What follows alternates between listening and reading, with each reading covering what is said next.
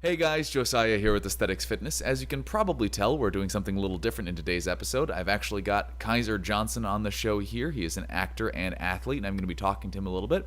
He's a fellow enthusiast specifically in the areas of functional fitness. He's run Spartan races, done Tough Mudders, tried out for American Ninja Warrior, and has had some injuries along the way that he's also recovered from. So specifically in today's episode, I'm going to be talking to him about injury recovery, getting back on top of your training, and also just functional fitness, things he recommends doing if you really want to build functional strength in your training routine. So, Kaiser Johnson, welcome to the program.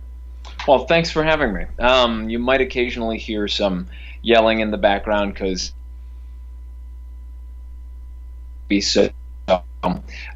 she doesn't know that she's not part of the interview too sometimes. So your video cut out temporarily, but I believe what you said is you just had a newborn baby. Is that correct?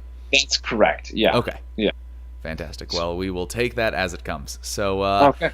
Right. I did a pretty great job, if I do say so myself, introducing yourself. But I'm sure everyone would like to hear yourself sort of tell us about your accomplishments. Obviously, you're wearing about 8 dozen medals around your neck, but I totally forgot I even had these on. This is just some stuff from a few times of doing a couple of races, that's all, and getting a couple of trifectas, and from Spartan race and competing in the world championships and stuff like that. No big deal. But so is wearing all these medals basically the equivalent of like a dentist with their 8 degrees behind their Yeah, this table? is basically my version of having degrees. I don't have any really, so this is I'm totally uneducated. It's just this kind of stuff.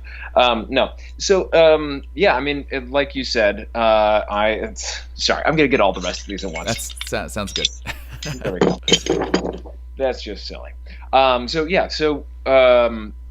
right. I'm an actor, athlete. I have competed in Spartan races on the Spartan TV show, competed at the regional qualifiers for American Ninja Warrior, really into functional fitness and having recovered from some fairly major injuries in training and stuff like that. Really appreciate stuff that helps work towards maintaining and keeping a healthy level of fitness, and then stuff that can continue to keep you healthy and fit without putting yourself at risk for a long time. So. And I also think I forgot to mention that you just had a book about fitness come out actually as well. That's right. I have a book. It's called Grit and Glory: Cross-Training Your Body and Soul.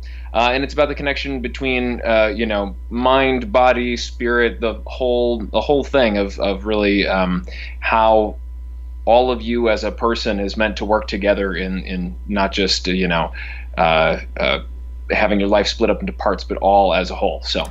And basically, in that training, you have to incorporate every area of your existence, not just necessarily ignoring physical or mental or emotional or spiritual, any element of that, but combine it all into really training your whole person. Right, being a whole person. Yeah, exactly, and training as a whole person. So. Gotcha. Awesome. Well, guys, definitely check out that book if you ever get the chance. I think it's on Amazon. Is that right? It is. Yep, Amazon. Yeah, you can get it there. So cool. Yeah.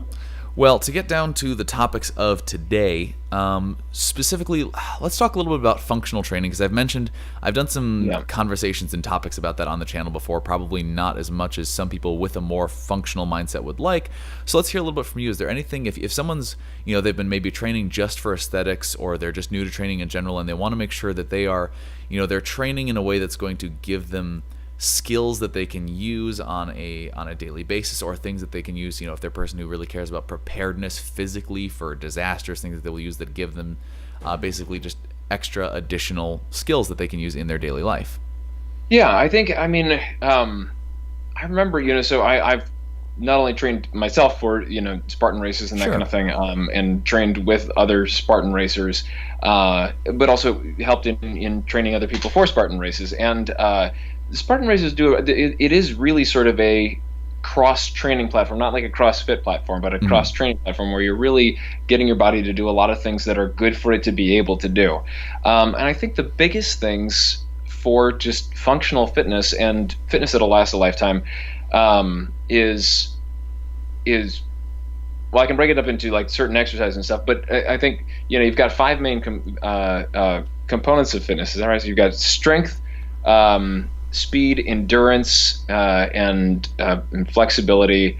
And there's one more that I'm forgetting right now, but it's in the book. Anyway, so I think all of those are important things, and those are how you see people succeed in obstacle racing. But it's also how you see people just be all around, functional athletes and functional human beings. And so when it comes down to it, when I think about the simplest way to kind of categorize how to train, I think if you're able to run uphill, if you're able to, and run downhill too, just, work with terrain. And that's, I think, a major component of that. Being able to endure, to be able to work out at an elevated heart rate for beyond 45 minutes. I think something that's important too.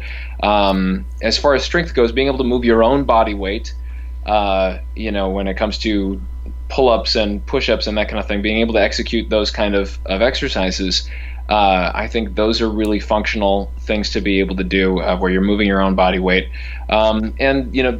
Then there are basic sort of criteria and qualifications for flexibility and that kind of thing. Being able to touch your toes, being able to, put an arm behind your back and all this kind of stuff. But I think, and there are ways of training all that, but those are sort of just some good like benchmarks to go, can I lift my body up and, right. and can I carry my own weight on my shoulders, and that kind of thing. So, various things like that. Because that's going to be something that's obviously very useful in day-to-day situations. That you don't usually go out and suddenly, you're at your job and your boss says, hey, get under this barbell and bench press 300 pounds.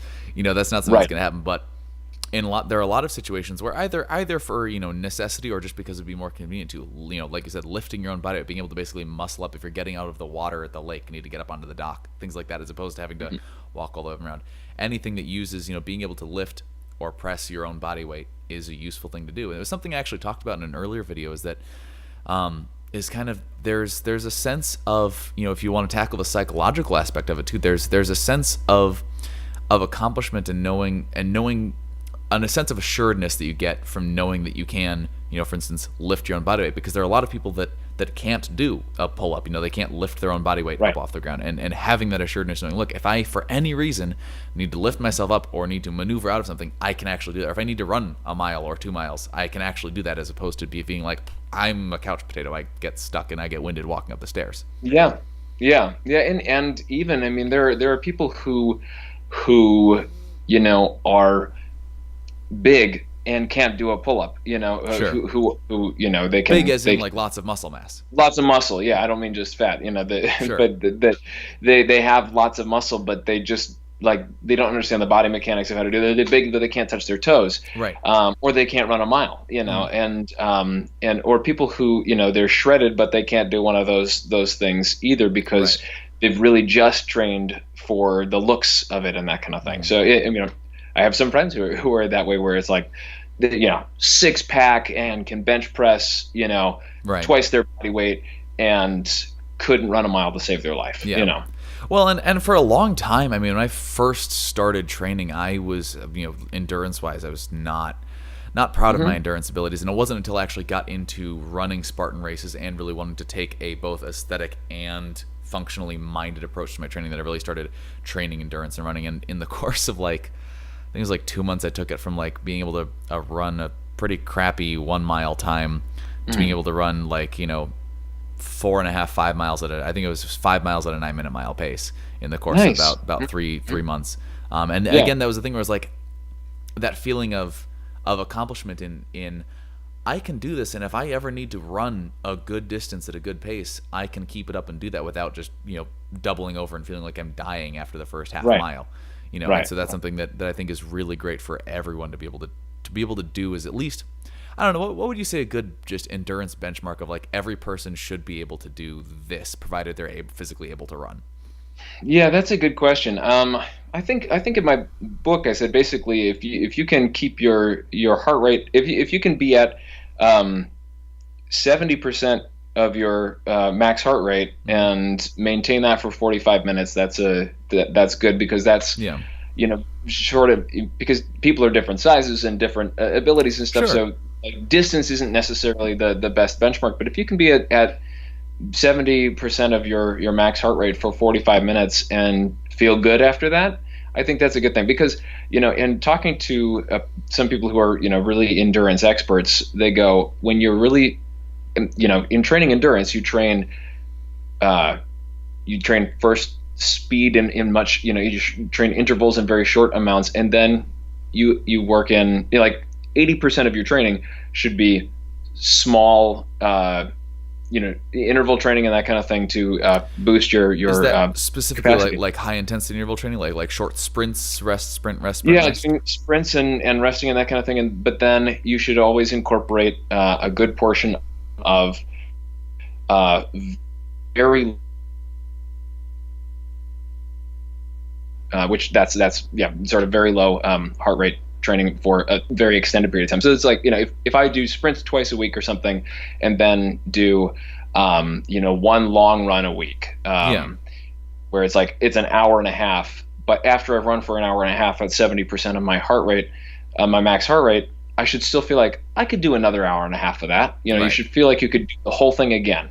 And that's a good benchmark of, am I training at a low enough intensity in those kind of things? So Yeah. So for someone who is really interested in training their endurance, how would you recommend that they track their heart rate to know? Because a lot of people think you're going to go, well, 70% of my max. What's that? How do I find that? Sure. Yeah. So, well, I mean, it's super helpful if you can get a heart rate tracker. They're not the cheapest things in the world to get, ones that are that really work. But you can also just do your own, old-fashioned 10 or 20-second count, where you look at your watch and you check your pulse and you go, okay, where am I at?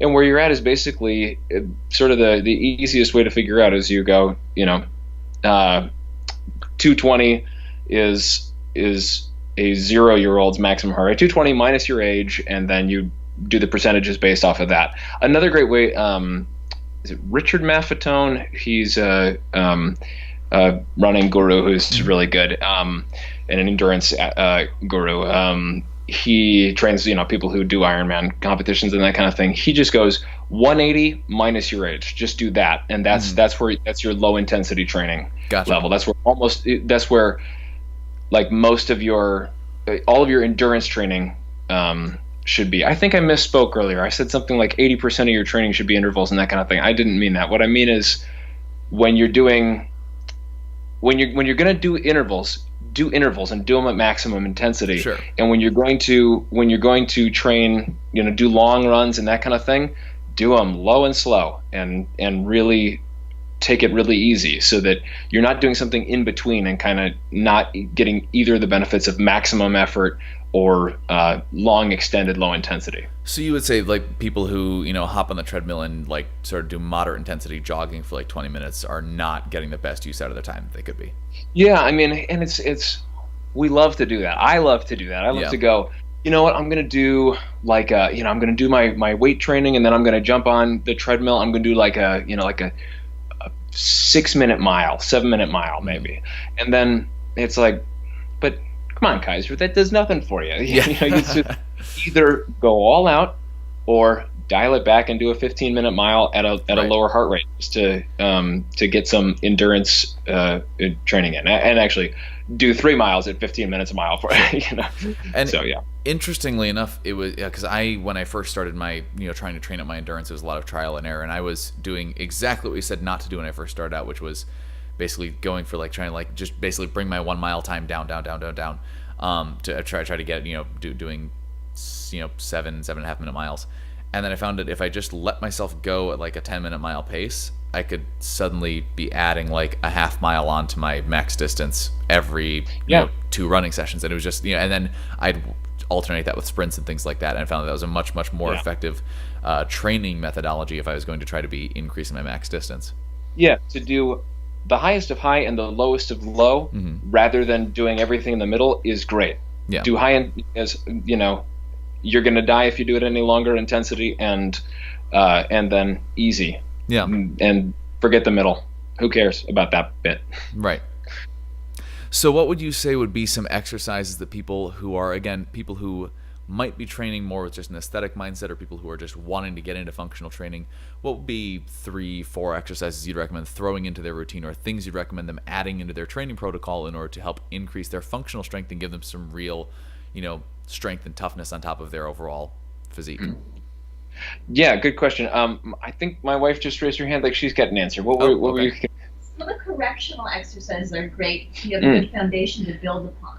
Yeah. So like your abduction, so your resistance band locks are great to get those hips activated and the glutes activated. Yeah.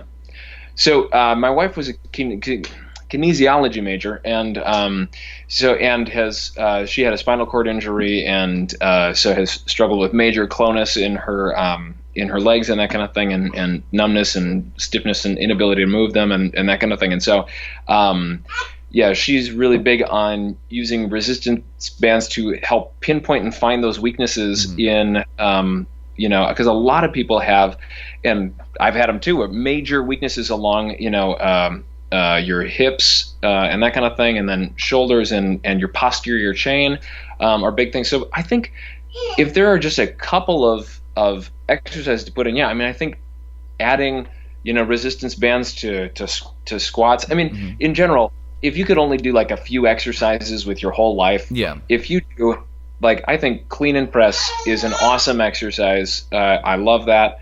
Squats, front squats, I totally love. They're hard to get the hang of, especially if you have limited wrist flexibility. Yeah. Once you get it and you find something that's comfortable for you, you don't unget it. So that's really good. And I like just sort of again, I think pull-ups are a wonderful exercise. They do so much for you, and they help just totally maintain your back health. And if you do deadlifts and pull-ups for back, that's all you really need to maintain a healthy back, I think. And then obviously stretching and that kind of thing as well, because that's something that I think people who are into weightlifting and going, I want a really great physique and that kind of thing, it's really easy to, and I think guys in general, it's easy to go, stretching is a part of working out. It's not like something you do after working out. It's a part of working out. Right. It's like, I didn't get my stretching in today, but whatever. Your flexibility allows you to do things and progress so much faster than if you don't have flexibility and that kind of thing. So, I have gotten much stronger by improving my flexibility at a much faster pace than I did when I did not have flexibility in my life. So I think those are things. Yeah, if I was to pin it down to a couple of exercises: pull-ups, clean and press, front squats, and messing around with kettlebells. That's great. Kettlebells, Turkish get-ups. I love those things. Turkish get-ups are awful and not fun, but they're really good. It really helps you get used to figuring out how your body's made to move, and how you need to position yourself to maximize your the way that your muscles work, and it'll show you a muscle imbalance like that. Yeah. So on that note, I was actually going to mention something about stretching. I don't know if you happened to watch, I don't know how frequently you watch the show, but I don't know if you saw my recent episode specifically about stretching and static versus dynamic stretching. Yes. Yeah, I did. Yeah, and I am a strong stretching advocate, so long as people know when they should perform each kind of stretching to both prevent injury and improve their performance. Dynamic and then static, everything. Exactly. Yeah. Right. You don't want to do a bunch of static stretching before you work out and that kind of thing, obviously, but doing something to warm up and then doing something to let the muscle release all that lactic acid buildup and help lengthen the muscle fibers and that kind of thing is super integral to maintaining proper muscular health. And it helps. It's great at injury prevention and assuring good form with exercise as well. And speaking of injuries, you recently recovered from a pretty awful fitness-related injury. Yeah, let's see. I think it was like December of 16. I think December of 2015. No, 16. Yeah, December 2016. I tore my pectoralis major, and it took 6 months to heal. And still, occasionally when I'm bench pressing, I will feel like soreness and tightness there and that kind of thing. But it's something where I think one of the big things that we, especially, like, we get scared of certain exercises and we get scared of certain movements and certain weights and that kind of thing if we have an injury, and a lot of times it moves us away from doing something we really need to be doing. Right. Like, how many people skip leg day or skip squats or deadlifts, bar none, or deadlifts? Yeah. I think squats are probably the single best exercise you could possibly do in the world, and deadlifts are right there as well. And people go, oh, I don't want to hurt my back, so I don't want to do heavy deadlifts or anything like that. Well, doing heavy deadlifts is going to help you not hurt your back. So if you're doing them right, and that's the thing where a lot of people have a problem is they jump right into these exercises without any, like, they'll maybe watch a YouTube video, or before YouTube they just stand in a squat rack and go, here goes, and give it a shot. And in those cases, since you're dealing with these big compound movements and some, both omnidirectional and more laterally based joints, if you're doing them wrong, especially with a weight you can't handle, you will permanently injure yourself like that, with these motions. But if you're doing them right and with a weight you can handle, you will strengthen yourself and injury-proof yourself a lot quicker. Yeah, and it's funny because the two used in as examples when everybody cites is squats and deadlifts. They don't do them because they're afraid they're going to hurt their low back. I'm going to blow out a knee. I'm going to hurt my low back. Have you ever injured a knee or your back doing either of those? I have tweaked my back a few times doing deadlifts, and then I jump up and what's that? That's which can happen. Yeah, and then I'll do pull-ups, and within a couple of days I'm back to being able to do deadlifts again and that kind of thing. My point is, the injury, the exercise you were doing where you most severely injured yourself is the one that every person on earth gravitates towards because it's easier. Yeah. And that's bench press. Yeah, exactly. Yeah, and that was it was something where I didn't. It's everyone's favorite exercise, right? And that's where I injured myself. I was doing lots of low rep sets, and I did not have I didn't have a training partner, and the person spotting me was just someone I picked at the gym, and they weren't really spotting me. And, just hearing and feeling something tear is not a pleasant experience. And it was funny, like, it didn't even hurt that much. But, and maybe, I don't know, I'm not an expert on human anatomy and stuff like that, but I know there's not, like, necessarily a lot of nerves down nerves in your tendons or your muscles, really. Yeah. More so, but I heard it happen, I felt it happen, and I suddenly couldn't push the weight back up. And so there, but the advice I got from the doctor who helped me sort of rehab it was, he said, all right, fine, don't do anything with it for 2 weeks, but from then on, you've got to work it. You have to, rehab it. And that's the thing that, all these, rehabilitation people will do is they go, okay, if there's an injury there, you have to get it working again properly. And so you are going to have to train it.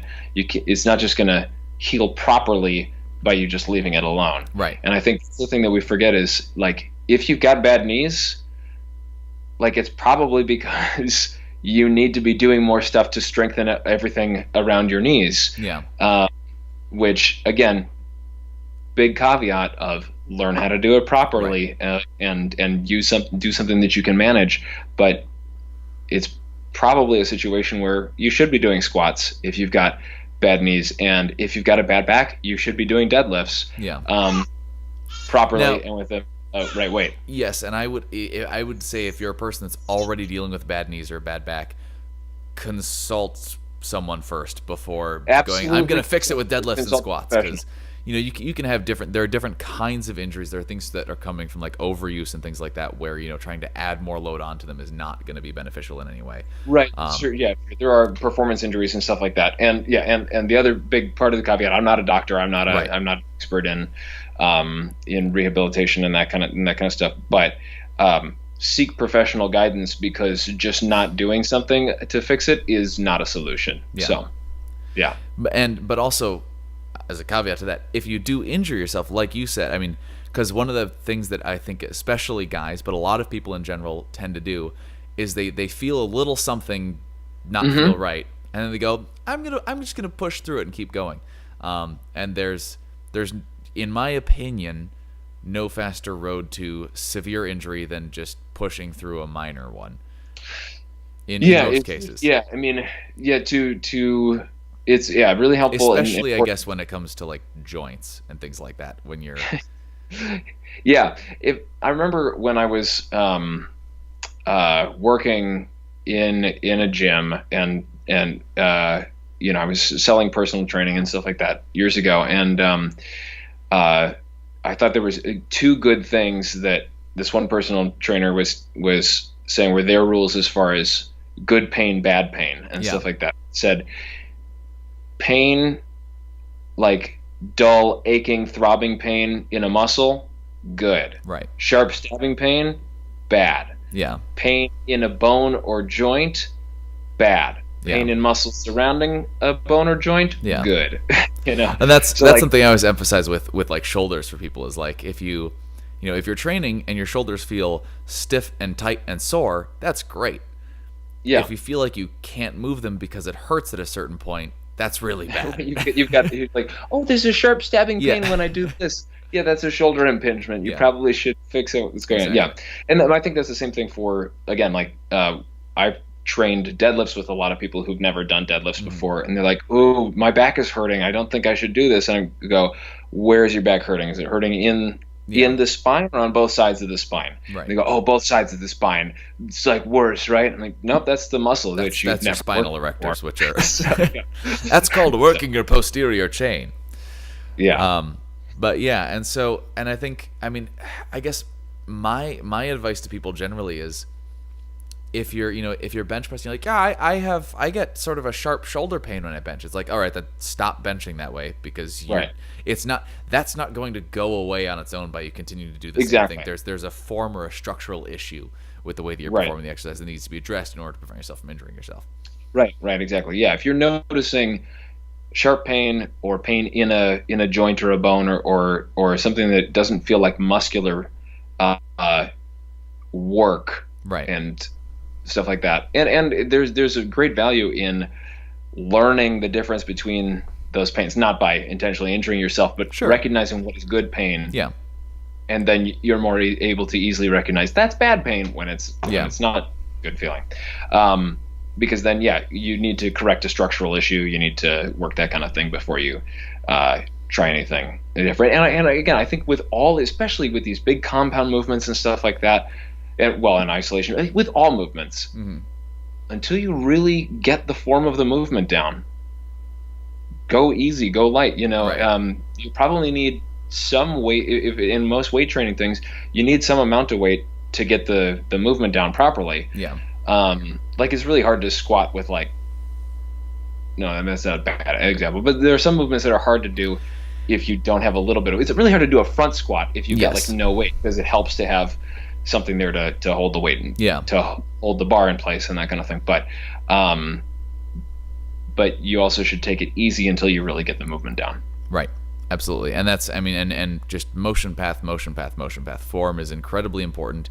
And that's something, that I'd like to throw in there and emphasize is functional fitness can often be corrupted to mean form doesn't matter. And that's not at all what it means. A lot of people are like, well, I'm just training functionally. I don't care, how well, as long as I'm moving the weight, that's really what matters. And it's like, no, you gotta, when you're dealing with functional movements, and when you're dealing with things, basically, when you're dealing with stuff that's heavy and compound, form is all the more important than if you're, you're not going to screw yourself up too bad by executing a bicep curl improperly. you're going to really screw yourself up badly by doing, a clean and press with jacked up form. An overhead snatch improperly. Yeah. Functional fitness is about using your body the way it's made to move. And so if you're not doing that just because you go, I'm just going to do whatever it takes to move the weight, you're not doing functional fitness. Yeah, and that's just an important defining term for people that might not understand really what all goes into it. Yeah. Well, thank you so much for talking to me and enlightening both me and my viewers on, sort of the finer points of both injury prevention, recovery, and functional fitness in general. You want to give one more plug for your book or maybe some social media shout-outs, anything you want to do for yourself there? Sure. I'm, Twitter, Instagram, everything is at Kaiser Johnson. And my book is Grit and Glory, Cross-Training Your Body and Soul. I actually have another book coming out next year, which is more about nutrition and that kind of thing. And TBD on the title of that, but it'll be linked once it's actually out, from my author page on Amazon and that kind of thing. So Grit and Glory, Cross-Training Your Body and Soul. Check out my other book when it comes out too. So fantastic. Thank you so much for joining us. Guys, that is it for today's video. Thank you so much for watching. Make sure to leave a like down below if you enjoyed it, and of course subscribe to this channel because I've got new content coming out all the time. Give Kaiser Johnson a look as well, and of course leave a comment down below letting me know your thoughts and any questions you'd like me to answer to help you train smarter and look better.